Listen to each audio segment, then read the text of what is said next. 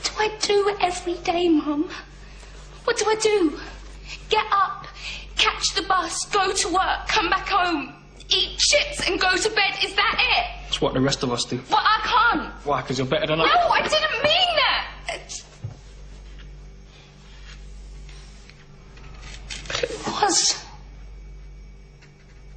It was a better life. And I don't mean all the travelling and seeing aliens and spaceships and things. That don't matter. The doctor showed me a better way of living your life. You know he showed you too. That you don't just give up.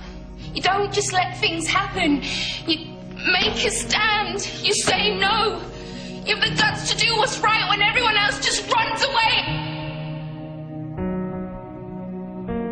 This is today's flat Earth.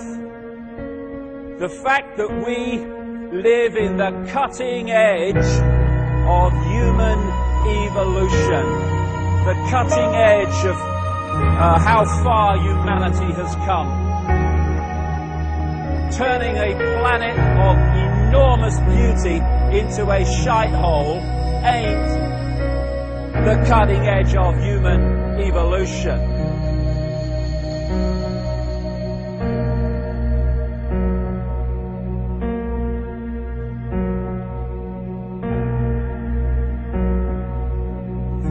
As Michael Elner said, just look at us.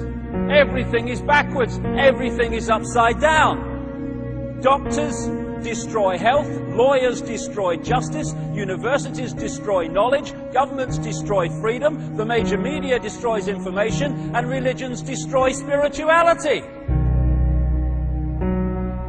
I think there's more to know here. Isn't that weird? We always kill the guys who try and help us. Isn't that strange? We let the little demons run amok. Always. John Lennon, murdered. John Kennedy, murdered. Martin Luther King, murdered. Gandhi, murdered. Reagan, wounded. Yeah. Bad fucking choice.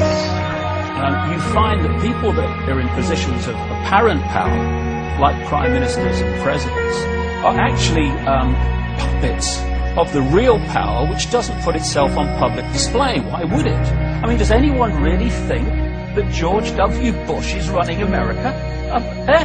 He probably couldn't tie his shoelaces, never mind run a country. I have this feeling, man, because you know there's a handful of people actually run everything. That's true. It's provable. It's not a I'm not a conspiracy nut. It's provable. Handful, very small elite run and own these corporations, which include the mainstream media. I have this feeling who's ever elected president, like Clinton was, no matter what the promises you promise on the campaign trail, blah, blah, blah, when you win, you go into this smoky room with the 12 industrialist, capitalist scumfucks who got you in there, and you're in this smoky room, and this little film screen comes down, and a big guy in a cigar, roll the film. And it's a shot of the Kennedy assassination from an angle you've never seen before. It looks suspiciously off the grassy knoll. And in the film, the screen goes up, and the lights come up, and they go to the new president. Any questions? Just what my agenda is. First we bomb Baghdad. You got it. What I am is frustrated at watching Orwell's 1984 unfold in front of our eyes by the day, while people focus on who shot Phil Mitchell. That is frustrating, because my children and your children, thank you, are going to have to live, indeed, in the timescale, so are we, because we're living in it now, when the most basics of freedoms are being taken away. The average man and woman is in a trance. They get home from work, they don't even talk to their children. They turn the television on, and they let those corporate messages set the agenda in their lives. All you ever hear about in this country is our differences. That's all the media and the politicians are ever talking about, the things that separate us, things that make us different from one another. That's the way the ruling class operates in any society. They try to divide the rest of the people. They keep the lower and the middle classes fighting with each other so that they, the rich, can run off with all the fucking money. fairly simple thing happens to work. You know, anything different, that's what they're going to talk about. Race, religion, ethnic and national background, jobs, income, education, social status, sexuality, anything you can do, keep us fighting with each other so that they can keep going to the bank. Divide and conquer is the motto.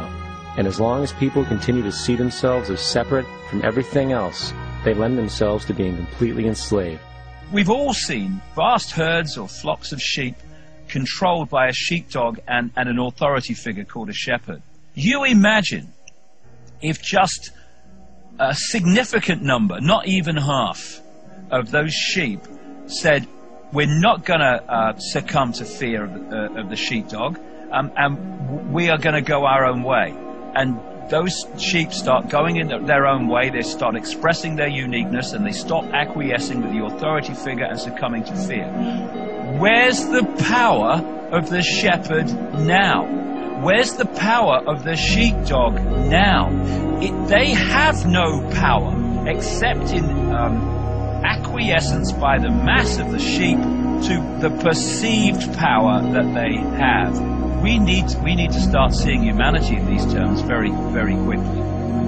I've seen these ants do great things. And year after year, they somehow manage to pick food for themselves and you. So who is the weaker species? Ants don't serve grasshoppers. It's you who need us.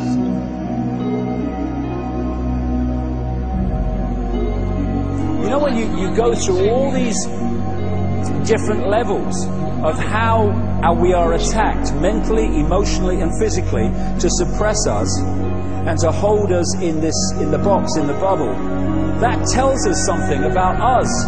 What people don't realize. Oh, it's negative. No, it's not negative. It's extremely positive if you want to use those terms. Because it's telling us who we really are.